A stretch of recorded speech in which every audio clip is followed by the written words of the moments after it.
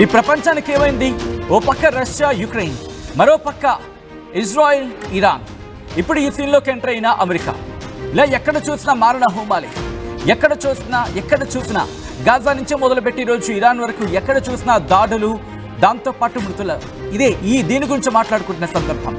ఈ నేపథ్యంలో ఇంకొక బిగ్ బ్రేకింగ్ న్యూస్ మీరు చూస్తున్నారు. Here is the screens of RTV. సిరియాకు సంబంధించి సిరియా రాజధాని డమస్కస్ లో దారుణం చోటు చేసుకుంది. మార్ ఎలియాస్ చర్చిలో ఆత్మాహుతి దాడి జరిగింది. ఈ ఘటనలో 22 మంది మృతి చెందినట్టుగా తెలుస్తోంది. 63 మందికి గాయాలయ్యాయి. మృతుల్లో చిన్నారులు కూడా ఉన్నట్లు తెలుస్తోంది. ఉదయం ప్రార్థనల సమయంలో తనకి తాను పేల్చుకున్నాడు ఓ దుండగుడు.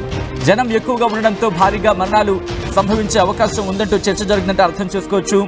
మరీ ముఖ్యంగా ఈ ఘటన ఒక్కసారిగా యావత్ ప్రపంచాన్ని ఉలిక్కి పడేలా చేస్తుంది. ఆ దృశ్యాలు మీరు చూడొచ్చు. This is the disturbing content. Viewer description is advised. ఈ కథనం మిమ్మల్ని కాస్త కలవరపరచచ్చు. దీనికి సంబంధించి తగిన జాగ్రత్తలు తీసుకోవాలని ఆర్టీవీ సూచించడం జరుగుతోంది. ఎప్పుడైతే ఈ ఘటన జరిగిందో వెంటనే అక్కడ వాళ్ళందరూ కూడా పరుగులు పెట్టారు. కొంతమంది ఆ సమీపంలో ఉన్న వాళ్ళు అక్కడికక్కడే మరణించడం జరిగింది. మరికొంతమందికి తీవ్రంగా గాయాలైన వాళ్ళని తరలిస్తున్న క్రమంలో కొంతమంది మరణించినట్టుగా తెలుస్తోంది. మృతుల సంఖ్య 30కి చేరింది అనేది ప్రస్తుతం మనకి అనధికారికంగా తెలుస్తున్న సమాచారం. మరి ముఖ్యంగా Syrian observatory for human rights సంస్థ ఈ మాటనే చెబుతోంది. ఒకసారి అక్కడ విజువల్ని మీరు చూడొచ్చు. ఘటన జరిగిన సందర్భంలో ఒక వ్యక్తి తనకి తాను పేల్చేసుకొని ఆత్మాహుతికి పాల్పడ్డాడు. ఆత్మాహుతికి పాల్పడిన సంఘటనలు అక్కడ ఎటువంటి పరిస్థితులు నెలకొన్నాయో మీరు చూడొచ్చు. అక్కడున్న అద్దాలు ధ్వంసం అయిపోయాయి. అక్కడున్న షాండ్లర్ పూర్తిగా ధ్వంసం అయిపోయింది. అక్కడున్న చైర్స్, టేబుల్స్ ఇవన్నీ కూడా పూర్తిగా పగిలిపోయాయి, విరిగిపోయాయి. అక్కడున్న అద్దం ధ్వంసం అయిపోయింది. దాంతోపాటు మరి ముఖ్యంగా ఇక్కడ మాట్లాడుకున్న సందర్భంలో మొన్ననే కదా రెజ్యూమ్ చేంజ్ అయింది అక్కడ. ఎందుకంటే అక్కడ అంతర్యుద్ధం, అక్కడ కూడా అంతర్యుద్ధం లాంటి పరిస్థితులు ఎదురయ్యాయి. ఆ తర్వాత మారిపోయింది. సిరియా రాజధాని డమస్కస్లో ఒక చర్చిలో ఆత్మాహుతి దాడి జరిగింది. జ్వెయిల్ ప్రాంతంలోని మార్ ఎలియాస్ చర్చిలో ఈ ఘటన చోటు చేసుకుంది. ఈ సంఖ్యలో మరణాల సంఖ్య ఇంకా పెరిగే అవకాశం ఉందని చర్చ జరుగుతోంది. సిరియాలో అంతర్గత మంత్రిత్వ శాఖ అంశానికి సంబంధించి చెప్పుకొచ్చింది. సిరియాలో బషర్ అల్ అసద్ పాలన పోయాక పగ్గాలు చేపట్టిన అహ్మద్ అల్ షరా యంత్రాంగంపై నియంత్రణ సాధించేందుకు ప్రయత్నాలు సాగిస్తోంది.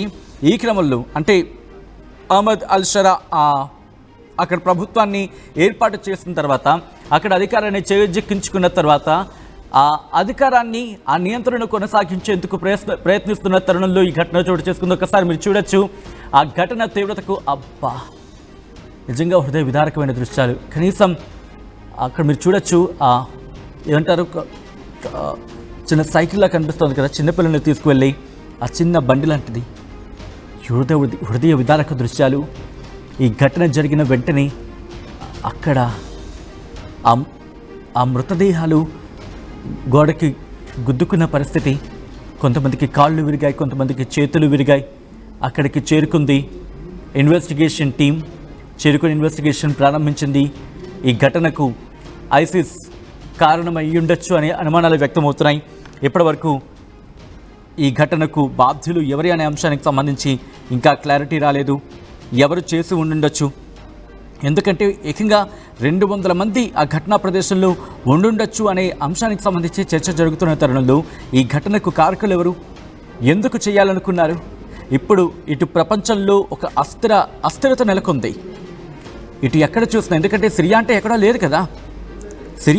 లేదు కదా, మొత్తం అన్నీ పక్కపక్కనే ఉన్న ప్రాంతాలు కదా. సిరియాలో మొన్ననే కదా ప్రభుత్వం మారింది. ఆ ప్రభుత్వం అక్కడ సిచ్యువేషన్ని, అంటే బషర్ అల్ అసద్కి సంబంధించి బషర్ అల్ అసద్ సిరియాను విడిచి వెళ్ళిపోయిన తర్వాత ఇప్పుడు అక్కడ ఎటువంటి పరిస్థితి ఉందో చూస్తున్నాం.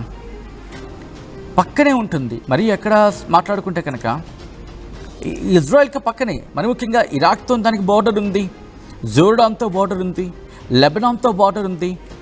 సిరియా మీద నుంచి ఇటు ఇరాన్కి ఏదో సొరంగం ఉంది, ఇరాక్ మీద సొరంగం ఉంది. అప్పుడైతే పెద్ద చర్చ జరిగింది. ఇక్కడి నుంచి హెజ్బుల్లా వస్తున్నారంటూ కూడా. మరి ఐసిస్ ఎందుకు దాడి చేసింది? ఇప్పుడు దాడి చేయాల్సిన అవసరం ఏమిటి? అసలు ఐసిస్ దాడి చేస్తుందని చెప్పి నమ్మడానికి కారణాలు ఏంటి? ఇవన్నీ కూడా చాలా ఆందోళనకరంగా మారాయనే చెప్పుకోవాలి. అసలు ఈ ఘటనకు కారకులు ఎవరు? సిరియాలో డమస్కస్లో ఒక చర్చిలో బాంబు పెట్టి ఎవరు యావత్ ప్రపంచాన్నే భయపెట్టాలనుకున్నది ఎవరు? సిరియాలో ఏం చేద్దాం అనుకున్నారు? ఈ అంశానికి సంబంధించి పూర్తి డీటెయిల్స్ అందించేందుకు మరి కాసేపట్లో మా ప్రతినిధి మనోజ్ కూడా ఫోన్ లైన్లోకి సిద్ధం కాబోతున్నారు. ఎందుకంటే బషర్ అల్ అసద్కి సంబంధించి ప్రభుత్వం అక్కడ బషర్ అల్ అసద్ పారిపోయిన తర్వాత పరిస్థితులు మనం చూడొచ్చు. ఇప్పుడేం మామూలుగా లేదు. అక్కడ వాళ్ళు చెబుతున్న మాట కదా అది. ఇస్లామిక్ స్టేట్కి చెందిన ఓ ఉగ్రవాది అంటూ కూడా చర్చ జరుగుతోంది. ముందు చర్చిలోకి ప్రవేశించాడు, ఆ తర్వాత తుపాకీతో కాల్పులు జరిపాడు, ఆ తర్వాత తనకి తాను పేల్చేసుకున్నాడని ప్రత్యక్ష సాక్షిని ప్రస్తావిస్తూ సిరియా అంతర్గత మంత్రిత్వ శాఖ, సిరియన్ ఇంటీరియర్ మినిస్ట్రీ చెప్పుకొచ్చిన మాట ఇది. నేనంటున్న మాట కాదు. ఈ దాడిని సిరియా ఇన్ఫర్మేషన్ మినిస్ట్రీ కూడా చెప్పుకొచ్చింది. ఏమంటోంది? సిరియాకు సంబంధించి సమాచార మంత్రిత్వ శాఖ మంత్రి హంజా ముస్తాఫా ఖండించడం జరుగుతోంది. ఇది ఎవరు పాల్పడినా ఇది పిరికి పందా చర్య అంటూ చెప్పుకొస్తున్నారు. ఎందుకంటే ముందు ఆ దొంగ, ఆ దుర్మార్గుడు ముందు చర్చిలోకి గ్రెనేడ్ విసిరాడు అంటున్నారు. గ్రెనేడ్ విసిరారు అనేది ఇంకొక చర్చ. ఆ బిషప్ మీద దాడికి పాల్పడే వ్యక్తి తాను చూశానంటూ అతని వెంట ఇంకొక ఇద్దరు కూడా వచ్చారని అక్కడున్న ప్రత్యక్ష సాక్షుల్ని ఉటంకిస్తూ ఇరాన్ చెబుతోంది. దుండగుడు తొలుత కాల్పులు ప్రారంభించాడు, ఆ తర్వాత చర్చిలోకి తీసుకువెళ్ళి తనని తాను పేల్చేసుకున్నాడు అంటూ కూడా తెలుస్తోంది. ఒక్కసారి ఆలోచించండి, మీరు నేను అక్కడ ఉన్నా అనుకుందాం. రైట్, డీటెయిల్గా మాట్లాడుకునే ప్రయత్నం చేద్దానికి సంబంధించి మా ప్రతినిధి మనోజ్ అప్డేట్స్ అందించేందుకు ఫోన్ లైన్లో సిద్ధంగా ఉన్నారు. మనోజ్, ఈ ఘటనకు సంబంధించి ఇన్వెస్టిగేషన్ ప్రారంభించిందా సిరియా ప్రభుత్వం? మరి ముఖ్యంగా ఎటువంటి ఇన్వెస్టిగేషన్ కొనసాగుతోంది ఈ ఘటనకు సంబంధించి? ఆఫ్టర్ 14 years ఇక్కడ ప్రభుత్వాలు ఏం చెప్తున్నాయంటే 14 ఏళ్ల తర్వాత ఫస్ట్ టైం ఈ స్థాయిలో ఒక ఆత్మాహుతి దాడి అనేది, సివిల్ వార్ తర్వాత ఫస్ట్ టైం ఇంతటి స్థాయిలో ఒక దాడి సిరియా దేశాన్ని ఒక్కసారిగా వణికించింది. ఇక్కడ సిచ్యువేషన్ ఏంటంటే ఒక చర్చ్, అది ఆదివారం రోజు అందరూ కూడా ప్రార్థనలు చేస్తున్నారు మార్ ఇలియాస్ చర్చ్ లో. సుమారుగా 60 మంది నుంచి 70 మంది వరకు కూడా ప్రార్థనలు చేస్తున్నాక ఒక్కసారిగా బయట నుంచి వచ్చిన వ్యక్తి ఒక కార్ లో వచ్చాడంట. సో కార్ లో వచ్చి తనతో పాటు మరో 2 వ్యక్తులు కూడా ఉన్నారు. సో వారందరూ ఇద్దరు దిగిపోయి ఆల్రెడీ చర్చ్ లోపలికి వెళ్ళిపోయారు. ఈ వ్యక్తి కార్ డ్రైవ్ చేస్తూ వచ్చి కార్ పక్కనే పార్క్ చేసి ఒక్కసారిగా గన్ తీసి అందరిపైన ఫైరింగ్ చేస్తూ లోపలికి వెళ్ళిపోయాడు. సో బయట ఉన్న సెక్యూరిటీ సిబ్బంది వారందరిపైన ఫైర్ చేస్తూ లోపలికి వెళ్ళిపోయి ఒక్కసారిగా తనను తాను ఒక్కసారిగా ఒక ఆత్మాహుతి దాడితో ఈ దారుణమైనటువంటి ఘటన చోటు చేసుకుంది. లోపలికి వెళ్ళిపోగానే తను ఆల్రెడీ క్యారీ చేసినటువంటి ఆ వెపన్స్ తో ఒక్కసారిగా ఆయన తనంతట తాను పేల్చుకోవడం కాకుండా ఇద్దరు వారిని కూడా గాయపరిచారు. సుమారుగా ఈ ఘటనలో 24 మంది మృతి చెందినట్టు తెలుస్తుంది సచిన్. దీంట్లో మరొక 60 మంది కూడా చాలా తీవ్రంగా గాయాలయ్యాయి. సో ఈ ఘటన పైన సిరియా ప్రభుత్వం కూడా అలర్ట్ అయింది. సో ఇంకా మరణాల సంఖ్య పెరిగొచ్చనే ఒక ఆలోచన అయితే తెలుస్తుంది. ఎందుకంటే చాలా మంది చాలా తీవ్రంగా గాయపడిన వాళ్ళందరూ కూడా ఆసుపత్రిలో చికిత్స పొందుతూ ప్రస్తుతం వారి పరిస్థితి విషమంగా ఉందట. ఇక్కడ ఒక ఇంట్రెస్టింగ్ థింగ్ ఏంటంటే when we go on deep digging into the situation, మనం కొంత లోతులో కనుక వెళ్ళి మనం ఆలోచిస్తే కనుక సిరియా, ఇజ్రాయెల్ గతంలో లెబనాన్, సిరియాలపై దాడి చేసింది. కారణం అక్కడ హమాస్, హెజ్బుల్లా లాంటి సంస్థలు కూడా అక్కడ ఆశ్రయం తీసుకుంటున్నాయి. వాళ్ళు కూడా ఎంతో ఒక రకంగా వీళ్ళకి సహకరిస్తున్నారు అని చెప్పి. ఐఎస్ఎస్ నథింగ్ బట్ ఇక్కడ డైరెక్ట్ గా ఐఎస్ అని ఇంకా అక్కడ సిరియా ప్రభుత్వం తేల్చడం లేదు. But it's benefit of doubt. ఐఎస్ఎస్ఏ ఈ యొక్క దాడికి పాల్పడి ఉంటుంది, అల్ ఖైదా తీవ్రవాదులు ఈ దాడికి పాల్పడి ఉంటారు అనేది. సో ఇక్కడ కారణం ఏంటి అంటే కనుక సో రకరకాలుగా వినిపిస్తున్నాయి. ఇక్కడ మరోసారి ఇక్కడ వారంతా కూడా స్వేచ్ఛగా ఉన్నారు, స్వేచ్ఛ వాయువులు పీల్చుకుంటున్నారు.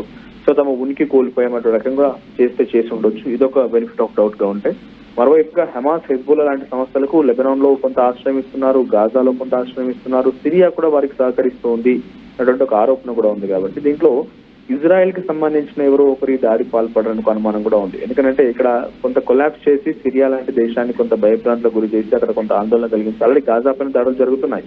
లెబనాన్ లో ఉన్నటువంటి హమాస్ సభ్యులపైన దాడులు జరుగుతూ ఉన్నాయి. ఇవన్నీ జరుగుతూ ఉండగా సిరియాలో కూడా ఈ రకమైనటువంటి ఒక ఆందోళన కలిగిస్తే అటు ఇరాన్ సిరియాకి సపోర్ట్ చేయడం, లెబనాన్ సపోర్ట్ చేయడం అన్ని కూడా కొంత మద్దతు కూడా కట్టే ప్రయత్నాలు చేస్తున్నాయి. కాబట్టి ఏ మూల నుంచి అయినా తమకు ప్రమాదం ఉందని చెప్పి ఇజ్రాయెల్ కి సంబంధించిన వారే ఏ రకమైనటువంటి దాడికి పాల్పడి ఉంటారని కూడా ఒక బెనిఫిట్ ఆఫ్ డౌట్ గా ఉంది. సో ప్రస్తుతానికైతే అక్కడ సివిల్ డిఫెన్స్ సంబంధించినటువంటి కొనసాగుతోంది. అక్కడ civil defence in the sense అక్కడ సహాయక చర్యలు కొనసాగుతున్నాయి. ఇంకా మృతదేహాలను వెలికిసే ప్రక్రియ కొనసాగుతుంది. అఫీషియల్ స్టేట్ ఏజెన్సీ సనా ప్రస్తుతం ఒక విచారణ కమిటీని ఏర్పాటు చేసింది. ఆ విచారణ కమిటీ దీన్ని వేగవంతంగా తీసుకెళ్లి విచారణ చేయడానికి సిద్ధమవుతోంది. సో రానున్న రోజుల్లో సిరియాలో ఎన్నికలు కూడా ఉన్నాయి. అయితే ప్రజెంట్ ఉన్నటువంటి ప్రెసిడెంట్ ఇంట్రిమ్ గవర్నమెంట్ అంటే ఇక్కడ ఒక రకంగా మధ్యంతర ప్రభుత్వం అహ్మద్ అల్ షరా ఆయన సపోర్ట్ ఆఫ్ మైనారిటీస్ తో మరోసారి ముందుకు రావాలన్న ఒక ఆలోచనలో కూడా ఉన్నారు కాబట్టి బహుశా ఆయన కూడా ఈ రకమైనటువంటి అంటే పొలిటిసైజ్ గా మనం మాట్లాడుకుంటే ఆయన కూడా ఈ రకమైనటువంటి ఒక యాక్షన్ లోకి దిగారు. ఐఎస్ఎస్ అల్ ఖైదా వాళ్ళు దాడి చేయడం వల్ల మద్దతు కూడా కట్టే ప్రయత్నం ఒకటి అనేది చర్చ జరుగుతోంది. సరే ఈ పొలిటిసైజ్ అన్ని విషయాలు పక్కన పెడితే 14 ఏళ్ల తర్వాత ఒక సివిల్ వార్ తరహాలో ఈ దాడి జరగడం, దాంట్లో చాలా మందికి గాయాల పాలవడం, చాలా మంది ఆసుపత్రులు పోవడం అక్కడ పెద్ద ఎత్తున ఆందోళన కలిగిస్తోంది. సో ఒకసారి ఆయన వచ్చిన విధానం, ఆయన అటాక్ చేసిన విధానం ఏకంగా ఆత్మాహుతి అంతటి స్థాయి వరకు వెళ్లారు అని డెఫినెట్ గా ఏదో కరుడు కట్టినటువంటి ఒక తీవ్రవాది, కరుడు కట్టినటువంటి ఒక ఆలోచనాపరుడు యొక్క ఆలోచన అయి ఉంటుంది కానీ అంత ఈజీగా తనంతర తాను చంపుకోవాలన్న ఒక ఆలోచన వరకు కూడా రాదు అనేది ఒక చర్చగా జరుగుతోంది.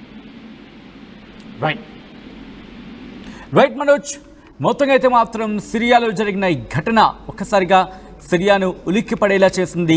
దీంతో అక్కడి ప్రభుత్వం అలర్ట్ అయింది. మరి ముఖ్యంగా అక్కడ ప్రజలకు సంబంధించి మరి ముఖ్యంగా జనసందోహం ఉన్న ప్రాంతాల్లో మరింత భద్రతను కట్టుదిట్టం చేసింది. సిరియా రాజధాని డమస్కస్లో దారుణానికి సంబంధించిన బ్రేకింగ్ న్యూస్ చూస్తున్నారు. మార్ ఎలియాస్ చర్చిలో ఆత్మాహుతి దాడి సంచలనంగా మారింది. ఈ ఘటనలో మరి ముఖ్యంగా ఇప్పుడు ఆ మృతుల సంఖ్య 30కి చేరుకున్నట్టుగా తెలుస్తోంది. 63 మందికి గాయాలయ్యాయి. మృతుల్లో చిన్నారులు ఉన్నట్లుగా తెలుస్తోంది. ఉదయం ప్రార్థనల సమయంలో తనని తాను పీల్చుకున్నాడు దుండగుడు. జనం ఎక్కువగా ఉండడంతో భారీగా మరణాలు సంభవించినట్టుగా తెలుస్తోంది. This is the disturbing content, viewer description is advised. ఈ కథనం మిమ్మల్ని కాస్త కలవరపరచవచ్చు. దీనికి సంబంధించి తగిన జాగ్రత్తలు తీసుకోవాలని ఆర్టీవీ సూచించడం జరుగుతోంది. ఒక్కసారి అక్కడ ఘటనా ప్రదేశంలోని ఆ దృశ్యాలను చూద్దాం.